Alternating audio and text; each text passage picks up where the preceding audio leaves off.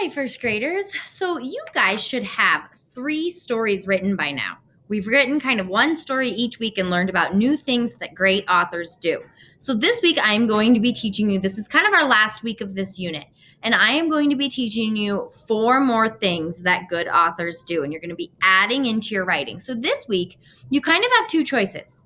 You can write a new story. Okay, like I know Jack went camping this weekend. Maybe he has a fun new story to write about, or maybe you want to write a new story. You're welcome to do that. Or this week, if you want to grab a story that you have already written and make it even better by adding what I'm going to teach you this week to it, you can do that. Okay, so next week is our last week of this unit, and you are going to be picking your favorite story that you have written so far, and you are going to be rewriting it in a new book in your very best handwriting. And then for packet pickup, your parents are going to bring it back to me, and I'm going to show it to them at conferences. Okay, so I'm going to show your parents all your hard work. So that's kind of the idea. So we have all of this week to work on the stories and make them better, and then next week we're going to rewrite them in our best handwriting. Okay, so today I'm going to teach you that good authors use what we call craft moves, okay? Sometimes authors add in little things to their stories that make them just this much better. So every day this week, I'm teaching you a new thing, and we're going to learn how to do these things through Froggy books. Okay, and you've probably heard Froggy books before. He's one of my most favorite characters. I love Froggy stories. And the author, Jonathan London, the guy that wrote the Froggy books, does a great job of adding in craft moves to his writing. So I am going to read this story to you, and then we're going to talk about where the craft moves are. Okay, Froggy plays in the band. Okay, and what we are looking for specifically in this book is something called transition words. Okay, so does the author, ever say, first Froggy did this? Okay, first is a transition word, or then, that is a transition word, or next, that kind of stuff. Those are transition words. So we're going to find them in this book, and then we're going to add them into our books. Okay, at school one day, Froggy read a sign. It said, marching band contest, big prize. Great, said Froggy, a band contest. Alex, Bricky. Thank you. He flopped over to see Miss Martin, the music teacher. Flop, flop, flop. What's the big prize? Asked Froggy. It's a surprise, she said. If you and your friends start a marching band and compete against the other schools in the Apple Blossom Parade, you can win the prize.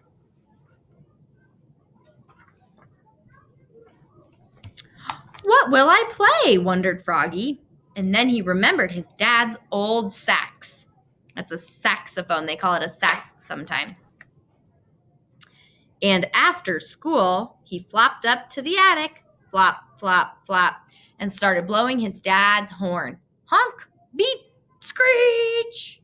So I'm going to put a sticky note on this page because Jonathan London, the author, used a transition word on this page, and it is after school. He's kind of telling us when it happened. Okay, so I'm going to put a sticky note, and we'll come back to it after we've read this story. Froggy, called his dad. What? Quiet, please. I'm on the phone. Well, I'm on the phone too, cried Froggy. The saxophone? Honk. The next day, Froggy got his band together and they practiced in his yard. Max was on the drums. Kaboom! Leah on the triangle. Ding, ding, ding. Emma on the recorder. Tweedledee. And Hannah, her twin, on the cymbals. Clash! Okay, so the author, Jonathan London, used another transition word by saying next day. Okay, he's telling us kind of like what in the order of it happening. He's using these words to help our brains understand when it's happening. So the next day. I want to join too, said Froggalina. What do you play? Asked Froggy. Nothing, she said. but I can do this. And she twirled a baton, tossed it into the air, and caught it right behind her back. Ta-da! Every day after school, Froggy's ragtag band marched around and around the playground. Honk, kaboom, ting-a-ling, tweedledee, clash. And every day, Miss Martin told them the rules for marching. Don't look left, don't look right, and don't stop for anything. Well, what if you have to go to the bathroom? Asked Froggy. Don't stop for anything, commanded Miss Martin, or everybody will crash into you. 3 weeks left. 2 weeks. 1. Froggy practiced marching everywhere, even in his sleep. At last, the big day came. The apple trees had burst into bloom and the parade was ready to begin. Everyone was nervous, especially Froggy. Okay, I'm adding a sticky note to this page because Jonathan London, the author, on this page he wrote, "At last." Miss Martin said, "Now remember, don't look left, don't look right, and don't stop for anything." And the parade began. Being the youngest, Froggy's band marched in front, led by the majorette, the one and only Froggalina. "Froggy!" called his father. He was jumping up and down on the sidelines, but Froggy didn't look. "Froggy!" called his mother. She was aiming a camera. Froggy didn't look. Cameras flashed, clowns threw candy, and Froggy marched, looking straight ahead. Here came the judges' stand. It was the big moment. Froggalina twirled her baton. She tossed it high into the air, and Froggy thought, "Don't look left, don't look right," and bonk! Her baton hit him on the head and knocked him down.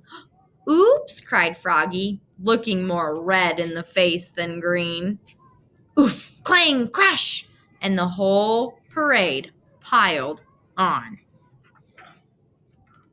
"Froggy!" cried Miss Martin. "What?" came a muffled cry.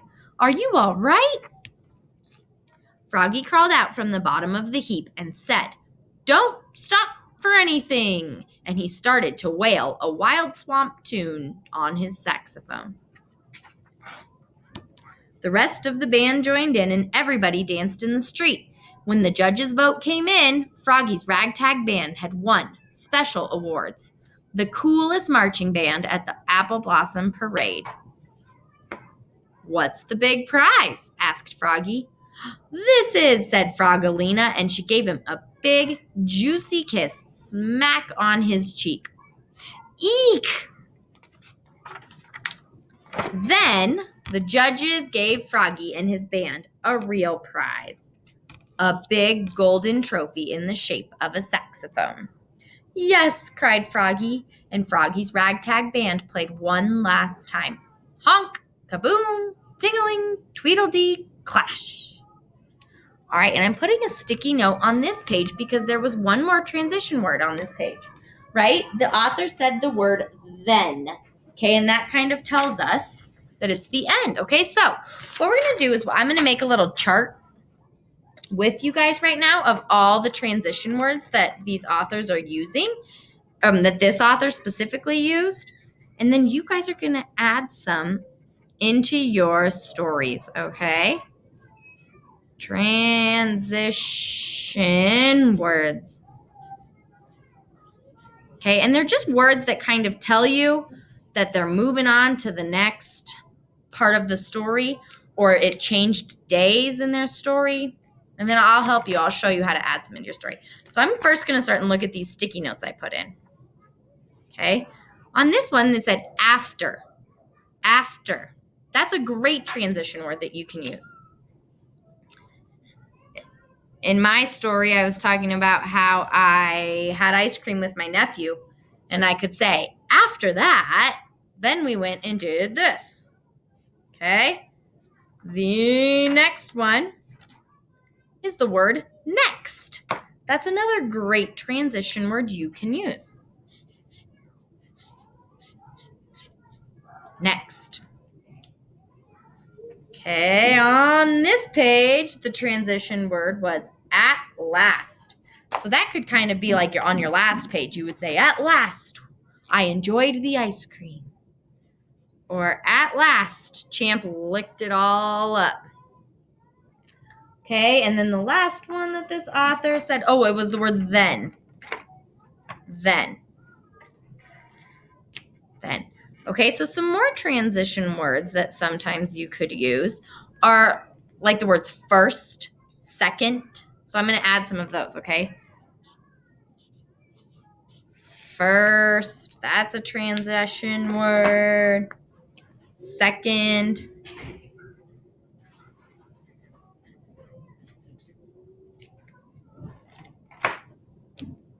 Third. Okay, these are all words that you can use in your stories. So let's go back to my story and we're going to add in some transition words to it.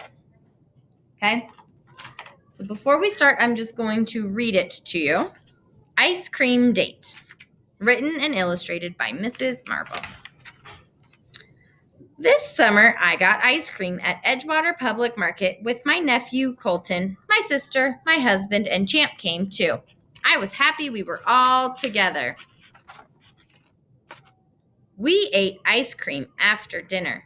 When I gave him his bite, he would open his mouth really wide. Ah, Colton said. I put the spoon in his mouth.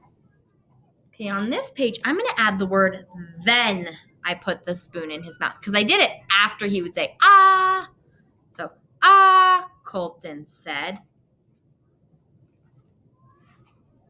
Then I put the spoon in his mouth.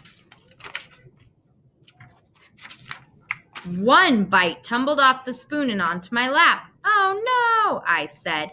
Champ licked it all up. So on this page, I'm going to add in a transition word and say, after that,